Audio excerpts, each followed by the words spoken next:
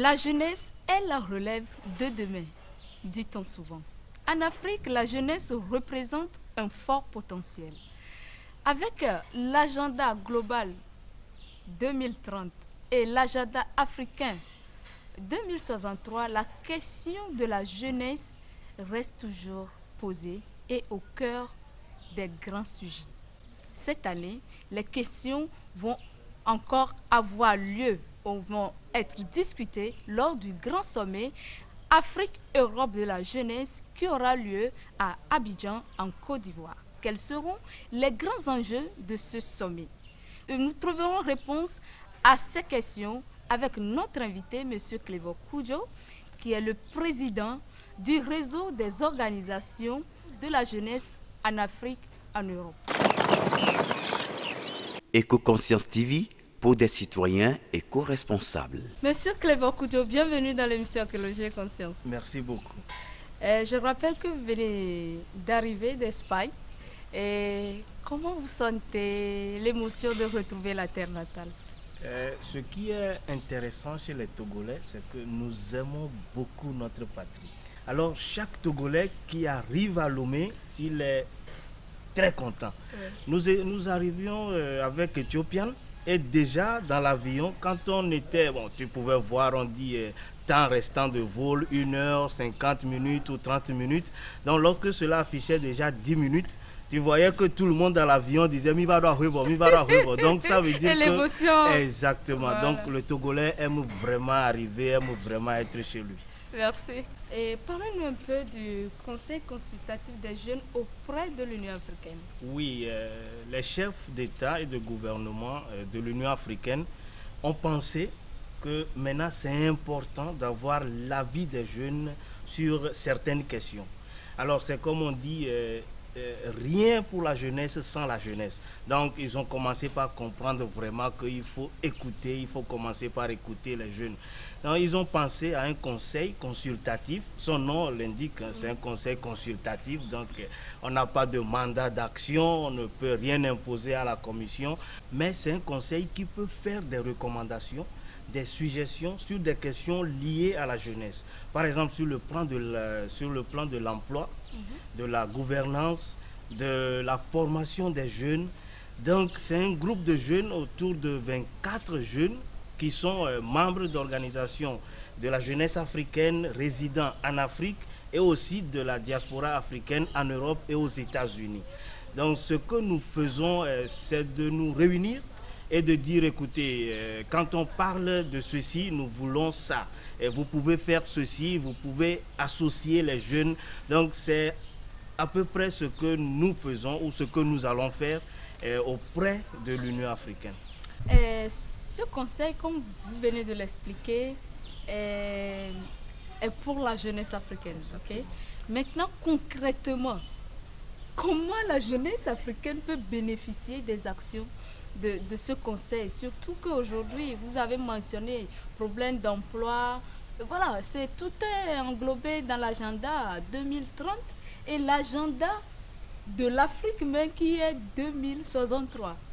Donc, en gros, quelles sont les grandes actions de ce conseil envers la jeunesse? Concrètement, nous étions à Addis Abeba entre les 6 et 11 août dernier et c'était la première réunion du conseil consultatif. Alors nous avons travaillé dans plusieurs commissions et moi par exemple je suis dans la commission entrepreneuriat et création de l'emploi.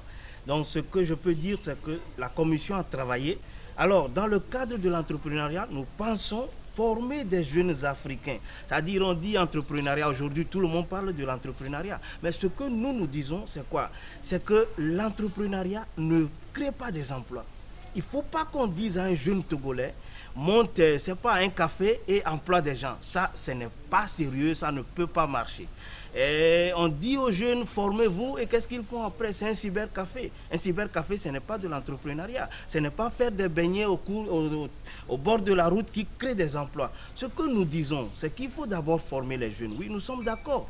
Mais aussi, il y a des programmes aussi, des startups qui naissent. Exactement. Mais il y a aussi des centres d'incubation où les jeunes sont vraiment formés dans la pratique. Mais ce que nous disons, c'est qu'il faut aller au-delà de ça. Il faut des fonds. il faut de l'argent.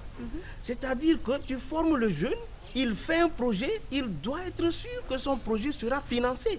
Sinon, ce n'est pas la peine de faire voyager les gens. Écoutez, nous, en juillet, déjà, on était à Vienne avec une trentaine de jeunes Africains. Alors, c'est des voyages qui sont payés, c'est du logement, c'est de la nourriture. On était au Centre international des conférences de Vienne. Le cadre était joli, ça, on reconnaît. Mais après, quand ils partent chez eux, comment nous assurons-nous qu'un jeune Zimbabwéen, un jeune Ghanéen, un jeune Béninois et un jeune Togolais qui vient avec une idée de projet a accès à un fonds? Vous savez, en Europe, par exemple, le grand-parent, il dit, écoute, moi, je te prête 50 000 euros. Moi, je te laisse 100 000 euros. Allez! Mais en Afrique, c'est impossible.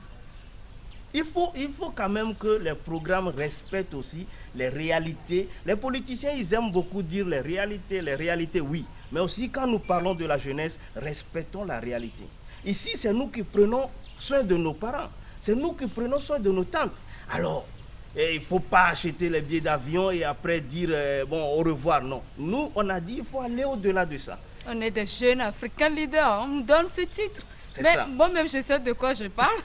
Tellement qu'on a le projet, quand tu rentres, s'il n'y a pas le financement, ça n'arrive pas. Alors, concrètement, aujourd'hui, comment on peut relever ce défi? Parce que vous venez de toucher du doigt un problème épineux du continent africain, surtout pour la jeunesse africaine. Oui, ce qui est bon, c'est que déjà, l'Union africaine a dit cette année, c'est investir dans la jeunesse. Donc, c'est le thème. Alors, tout le monde se rend compte qu'aujourd'hui, nous avons une jeunesse qui est importante. Là, pour nous, c'est déjà une avancée. Au Togo, moi j'ai lu qu'il y a des programmes maintenant avec Orabank, avec Paège, tous ces consorts qui financent des petits projets. Ce que nous disons, c'est qu'il faut que cela soit un programme qui arrive à tout le monde.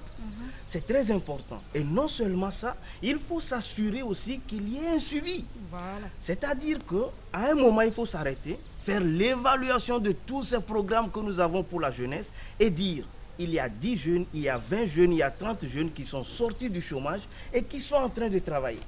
Et à partir de là, il faut voir ce qui a marché, ce qui n'a pas marché. Mais ce qui est important, il faut s'assurer qu'il y ait des fonds. L'argent, les gens n'aiment pas parler de ça, mais l'argent c'est important. L'argent, on ne peut rien faire. Moi j'ai vu des jeunes frères ici, moi j'ai vu des gens ici, mais il faut se rendre compte que ce qu'il ne faut jamais faire, c'est de laisser une jeunesse désemparée.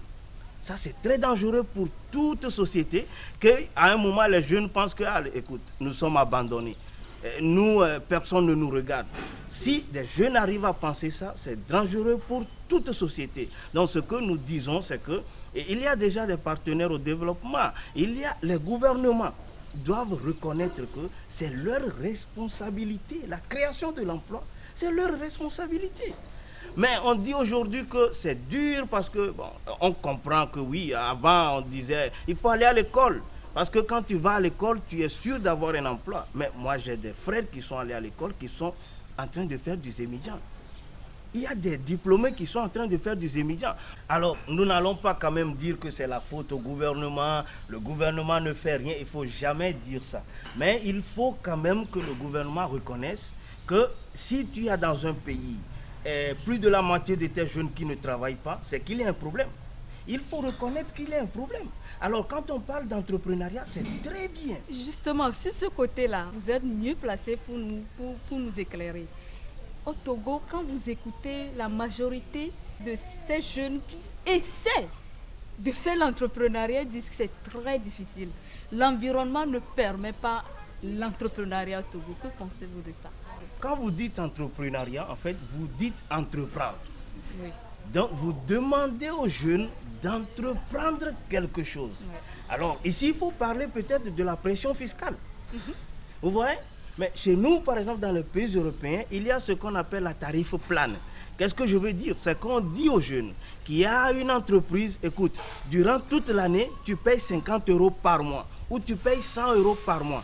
Qu'est-ce que cela veut dire? C'est que tu permets à ce jeune-là de ne pas penser comment est-ce que je vais payer si je ne fais pas ceci, comment est-ce que je peux réussir. Alors, je pense qu'il peut y avoir des programmes d'accompagnement. déjà, le fait que le jeune prenne l'initiative de faire quelque chose, ça, c'est déjà louable. Alors, ce qu'il faut faire, c'est de l'accompagner. Ce n'est pas le moment d'avoir une pression fiscale qui fasse que, bon, ils disent, écoutez, si je laisse, c'est mieux. Donc, il faut surtout accompagner la jeunesse. Et quand nous disons accompagner, nous voulons aussi parler de fonds. Nous voulons aussi parler de formation. Parce qu'on n'est pas entrepreneur pour être entrepreneur. Il faut savoir comment gérer une entreprise. Donc, il faut former les jeunes. Alors, à Vienne, nous avons rencontré des jeunes Nigérians. William Routimi, par exemple, qui est agro-entrepreneur. Le monsieur, il a 45 000 hectares de riz cultivés. Wow. Oui. Wow. Il y a une jeune Nigériane, elle a moins de 30 ans, mais elle a étudié à Londres, elle est médecin, mais aujourd'hui elle est au Nigeria, qu'est-ce qu'elle fait? C'est le Air Ambulance. Elle a des ambulances, mais c'est des avions. Ça, c'est trop beau. Hein? C'est ça. Donc, quand l'atmosphère du pays, c'est-à-dire que quand cela permet aux jeunes d'émerger, il y a des jeunes, il y a assez de temps là au Togo. Il y a assez de temps là au Togo pour permettre à cette jeunesse-là aussi. Routimi, il emploie beaucoup, il emploie des centaines de personnes. Il y a des gens qui assurent la sécurité. Il forme même les femmes de ces agents de sécurité. Il y a des gens. Donc, c'est plus de 100 jeunes que tu sors en même temps de la pauvreté. Et ce ne sont pas seulement ces jeunes-là, mais c'est aussi leur famille. Donc, ce que nous pensons, c'est que les institutions de l'État, les ministères en charge de l'emploi ou de la jeunesse ou de la protection sociale, ce qu'il faut faire, c'est accompagner les jeunes. Il faut les accompagner. Accompagner au bon sens, hein? Oui, accompagner, c'est-à-dire leur donner de l'argent, par exemple. Leur faciliter les crédits auprès des banques. Tu vois? Ici au Togo. Oui, c'est ce qu'il faut faire. C'est ce qu'il faut faire. Ce n'est pas si nous voulons ou nous ne voulons pas. Non, c'est ce qu'il faut faire. Donc, si les gens le font, c'est une obligation. C'est ça, c'est une obligation, c'est une obligation. Donc, il ne faut pas dire que non, si on le fait, c'est parce que bon, c'est un cadeau ou... Non.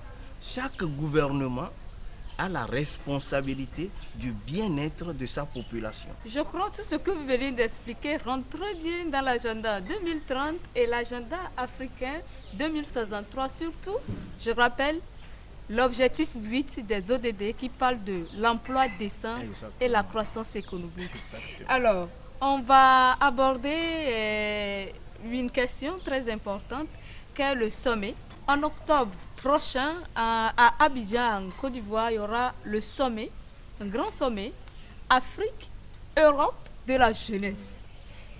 Quels seront les enjeux de ce sommet? Qu'est-ce que la jeunesse africaine peut attendre de cette rencontre? Vous savez, sincèrement, il ne faut pas attendre grand-chose des sommets.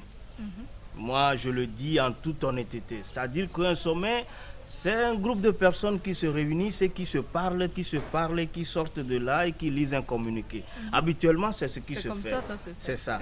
Donc, il y a une initiative qui est le sommet Europe-Afrique, Afrique-Europe des chefs d'État et de gouvernement. Donc, ils se réunissent cette année à Abidjan, en fin novembre.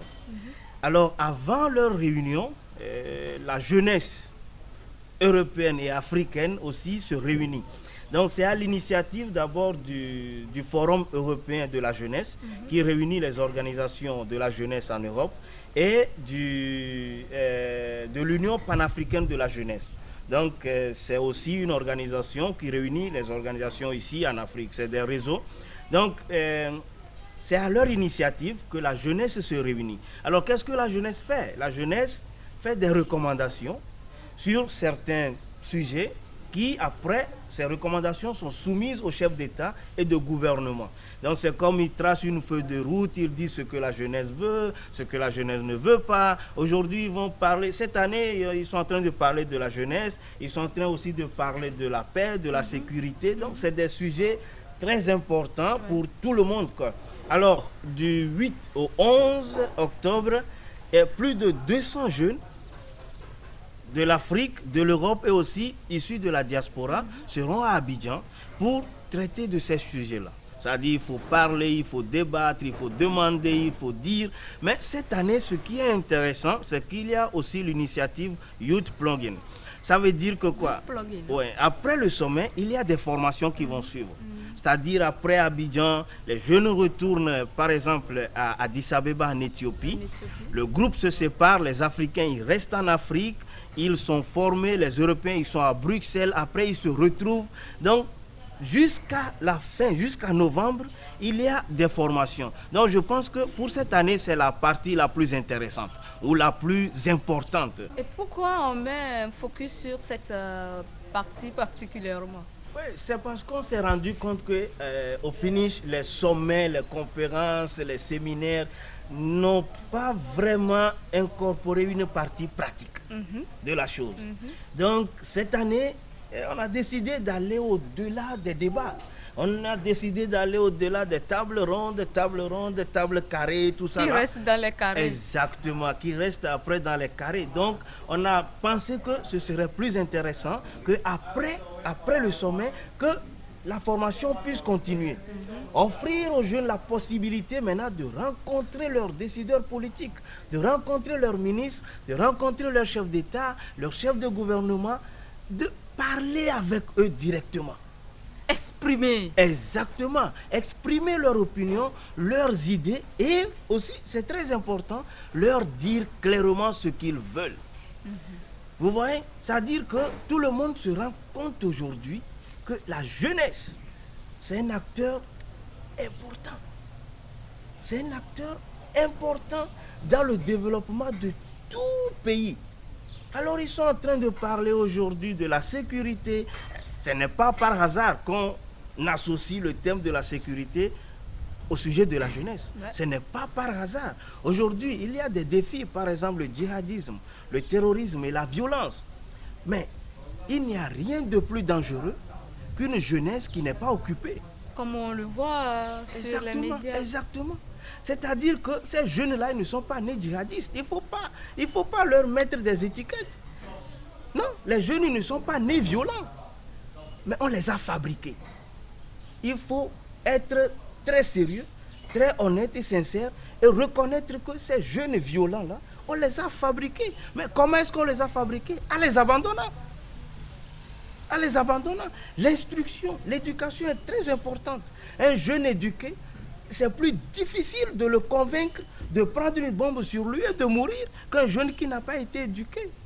Un jeune qui a faim, c'est plus facile qu'il aille voler, par exemple, qu'il aille casser quelque chose, par exemple. Un jeune qui a faim, c'est plus facile de le manipuler, que ce soit politiquement ou socialement. Donc tout le monde se rend compte aujourd'hui que, attention, toutes ces années-là, nous étions en train de faire quelque chose, Maintenant, il faut vraiment prendre soin de cette jeunesse-là. Et c'est ce que nous disons.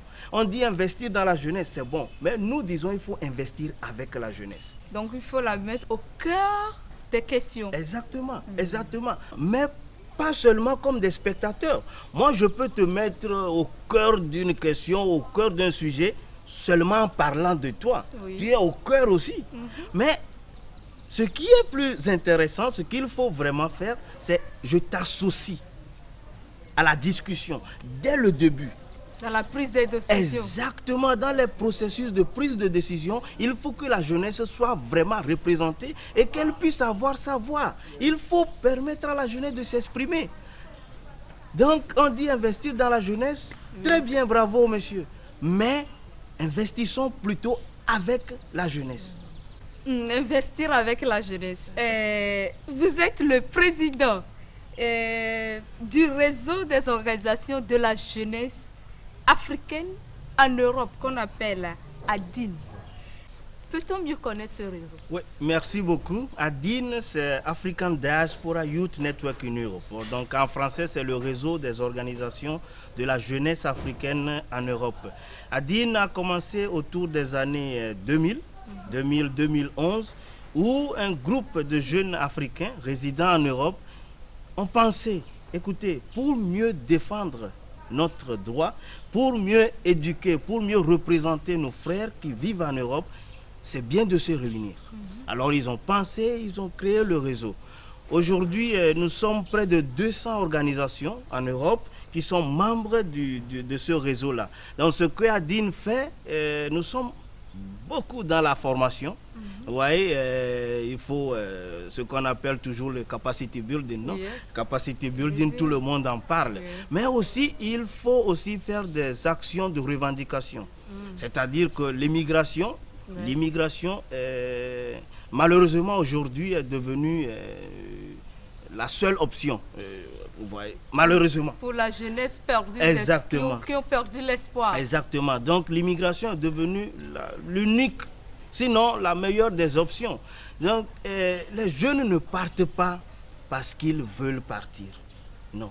Ils partent parce qu'ils sont obligés de partir. Il faut à un moment dire la vérité. Il ne faut pas que les gens pensent... Tu vois, en Europe par exemple, les amis te posent la question, mais pourquoi est-ce qu'ils viennent? Ils souffrent pour traverser la Libye et tout ça là. Tu sais, un jour j'ai dit à un ami, tu veux échanger ta nationalité avec un jeune Africain pour 2 jours. Et là, tu comprendras pourquoi un jeune est obligé de laisser sa maman, ses soeurs, ses amis, ses frères, et de commencer un voyage qui est incertain. Incertain. Donc, quand cela devient comme ça, et il faut aussi reconnaître que l'Europe n'est pas dans ses meilleurs moments économiquement. Donc la crise économique a fait que l'immigration n'est plus la bienvenue. N'est plus la bienvenue. Donc les gens ils pensent que les immigrés sont là, ils nous prennent nos emplois, ils appellent quelque chose l'état de bien-être, quoi. Donc en Espagne on dit el estado de bienestar, c'est-à-dire que quand le gouvernement assure que chaque citoyen ait accès au minimum pour pouvoir vivre. Donc ils pensent qu'avec l'immigration tout cela diminue. Alors il y a le racisme, il y a la xénophobie, il y a les gens qui ne comprennent pas. Donc Adine, en ce moment, ce que nous faisons aussi, c'est du lobbying. Tu vois, il faut aussi parler aux décideurs. Il faut aussi influencer les lois. Il faut aussi influencer la politique de l'immigration pour que cela ne soit pas trop hostile à la jeunesse. Donc vous encouragez l'immigration? Nous n'encourageons pas l'immigration, mais il faut reconnaître la Déclaration universelle des droits de l'homme dit la poursuite du bonheur est un droit humain.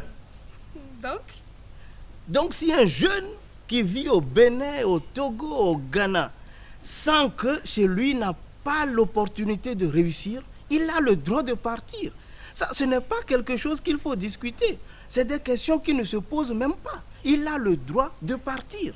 Alors quand il part, il va dans un pays, il doit avoir l'opportunité de réussir. C'est-à-dire qu'il faut garantir ses droits. Les droits humains sont les droits humains. Le reste, là, on peut en parler après. Donc finalement, vous rejoignez Chicken Jaffa Koli qui chante « Ouvrez les frontières, ouvrez les frontières ».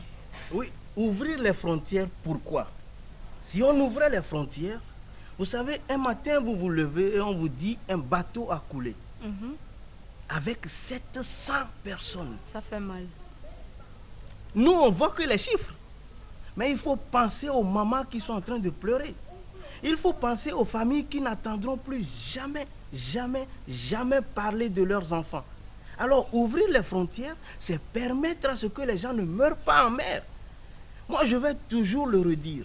La recherche du bonheur est un droit humain. Et quand le jeune ne réussit pas chez lui, il a le droit et même le devoir des fois de partir. Les gens ont le devoir de partir pour sauver la famille. Les gens ont le devoir de partir. Il faut se poser la question, comment ils font pour réunir l'argent pour partir? Oui, ça c'est la grande question. Donc, il ne faut pas minimiser cette Ce question-là. peut être investi au Togo En quoi, ou bien... en quoi par exemple? 1 million, en avez, quoi vous allez Vous avez l'investir? parlé de l'entrepreneuriat. Oui, en faisant des beignets par exemple. 1 million, 2 millions ne crée pas une entreprise, madame. Alors, il ne faut pas minimiser la question. Si on veut que les jeunes restent chez eux, il faut leur créer les conditions qui leur permettent de rester chez eux. En Espagne, moi je vis en Espagne, quand la crise économique a commencé, il y a des milliers de jeunes espagnols qui sont allés en Angleterre, en Allemagne, en Suisse ou en Hollande pour travailler. Alors pourquoi est-ce qu'ils sont partis? Parce que chez eux, ils n'ont pas ce qu'ils cherchent. Vous voyez? Ils n'ont pas ce qu'ils cherchent. Les gens en partant, ils pleurent. Pourquoi est-ce que les jeunes à l'aéroport de Lomé, ils pleurent avant de partir? Ils regardent la famille. Exactement. Mais pourquoi ils partent? Pour un lendemain meilleur. C'est ça. Donc il faut comprendre que c'est ça. C'est vraiment ça. C'est ce qui pousse les gens à partir. Moi, j'ai jamais voyagé en pirogue. Mais imaginez un bateau, ces histoires-là, ces petits trucs-là que les gens prennent. Surtout en Méditerranée. En Méditerranée, au milieu de... Mais il faut quand même imaginer ce qui a pu arriver à ce jeune-là chez lui pour qu'il décide de partir comme ça. Alors, il ne faut pas attaquer celui qui part, mais il faut surtout attaquer les causes de ce départ-là. Il faut une meilleure répartition des richesses chez nous. Ça, il ne faut pas se voiler la face en parlant d'autre chose. Vous voyez, pour un jeune, sa maman est malade, il n'a pas de l'argent pour lui acheter de l'aspirine. Vous pensez que ce jeune-là peut dormir? Non. Il ne peut pas. Tu te lèves le matin, tu vois tes petits frères qui sont à la maison. Tu n'as même pas les moyens de leur payer les frais scolaires. Tu peux dormir la nuit? Ils ne peuvent pas dormir. Alors attaquons-nous surtout aux causes de l'immigration ou aux causes de l'immigration illégale. Et là, la question sera... Et c'est ce que Adine fait. Oui, c'est ce que nous faisons. Il faut aussi demander des comptes à nos gouvernements. Il faut exiger aussi une bonne gouvernance. Donc, et puis, nos gouvernements aussi doivent comprendre quelque chose. La jeunesse, c'est un bien inestimable. Merci beaucoup. Merci à vous. Alors, c'est sur ces derniers mots du président de Adine, M. Clévo Koudio, que nous clôturons cette émission, ce numéro spécial du mois d'août de l'émission Écologie et Conscience. Merci de nous avoir suivis. Nous vous donnons rendez-vous le mois prochain sur Éco-Conscience TV, la chaîne que vous préférez bien sûr, la Web TV des ODD.